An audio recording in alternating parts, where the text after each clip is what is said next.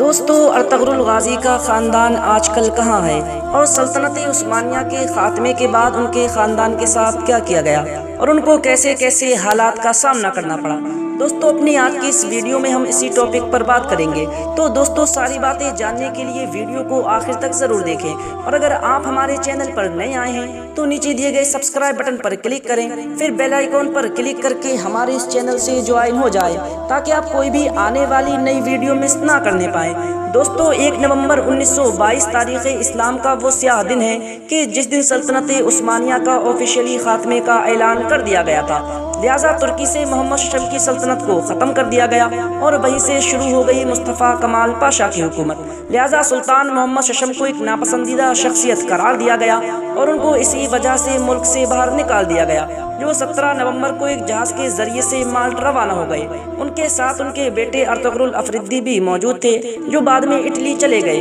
اور اپنی زندگی کے آخری دن اٹلی میں ہی گزارے۔ ان کی وفات 1926 میں اٹلی میں ہی ہو گئی، لہٰذا ان کے وطن اطہر کو دمشق کی ایک مسجد کے قریب ہی دفن کر دیا گیا۔ سلطان محمد ششم جب تک زندہ رہے عثمانی خاندان کے سربراہ کے طور پر زندہ رہے، لہٰذا پھر ایسے حالات ہوئے کہ تمام عثمانی خاندان کو اس وقت ترکی سے ضلع بدر کر دیا گیا تھا، یعنی ترکی سے ان سب کو باہر کر دیا گیا۔ لہٰذا ایک ایسا خاندان کہ جس نے 600 سے 700 سال تک ایک جگہ پر حکومت کی، اور اب اسی کے لیے اس کے ایسے ہی ملک میں، بلکہ یوں کہیے خود کے بادشاہت والے ملک میں، جس میں اس کے لیے جگہ تنگ کر دی گئی تھی، اسے رہنے کے لیے زمین نہیں مل رہی تھی، عثمانی خاندان خود حیرت میں تھا کہ آخرکار ان لوگوں کے ساتھ یہ سب کچھ کیا ہو رہا ہے۔ لہٰذا اس وقت جو عثمانی خاندان کے لوگ ملک سے باہر کیے گئے تھے، ان کی تعداد تقریباً 156 تھی، جن میں تمام شہزادے تھے اور شہزادیاں تھیں، اور کچھ ازواج بھی تھی، اور کچھ نوکر تھے جو اپنے مالکوں کا ساتھ کبھی بھی چھوڑنا نہیں چاہتے تھے۔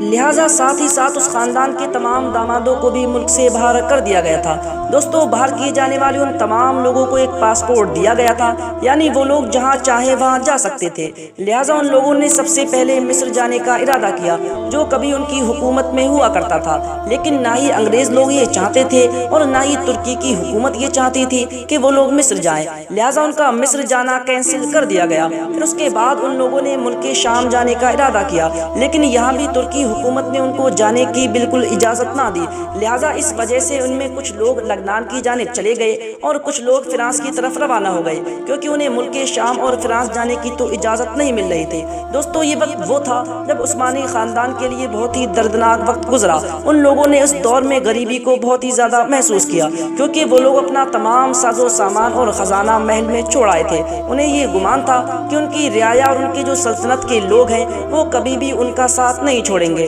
اور ان کے ساتھ وفاداری کریں گے اور ان کے بغیر نہیں رہ سکیں گے، لیکن جیسا انہوں نے سوچا تھا ویسا کچھ بھی نہیں ہوا۔ وہاں پر سب کچھ بدل چکا تھا، ترکی اب ان کے لیے پرایا ہو چکا تھا۔ لہٰذا 1926 میں سلطان محمد ششم کی وفات کے بعد عثمانی خاندان میں یہ قانون بنا دیا گیا ہے کہ عثمانی خاندان کا سربراہ اور سردار وہی ہوتا ہے جو عمر کے لحاظ میں سب سے بڑا ہوتا ہے۔ لہٰذا 1926 کے بعد سے وہی دستور چلا آ رہا ہے۔ دوستو، اگر بات کی جائے موجودہ عثمانی خاندان کے سردار کے بارے میں، تو اس وقت دندار علی عثمان عثمانی خاندان کے سردار ہیں، جو کہ 2017 میں 44 سال کی عمر میں عثمانی خاندان کے سردار بنائے گئے ہیں، جو اس وقت ملک شام کے دمشق میں شہر میں اپنی فیملی کے ساتھ رہ رہے ہیں۔ ناظرین کرام، 1944 میں عثمانی خاندان کی خواتین کو ترکی میں آنے کی اجازت مل چکی تھی، اور لگ بھگ تقریباً 1976 میں عثمانی خاندان کے مردوں کو بھی ترکی میں آنے کی اجازت مل چکی تھی، لیکن ان کے خاندان کے اکثر لوگوں نے ترکی سے باہر رہنا ہی پسند کیا،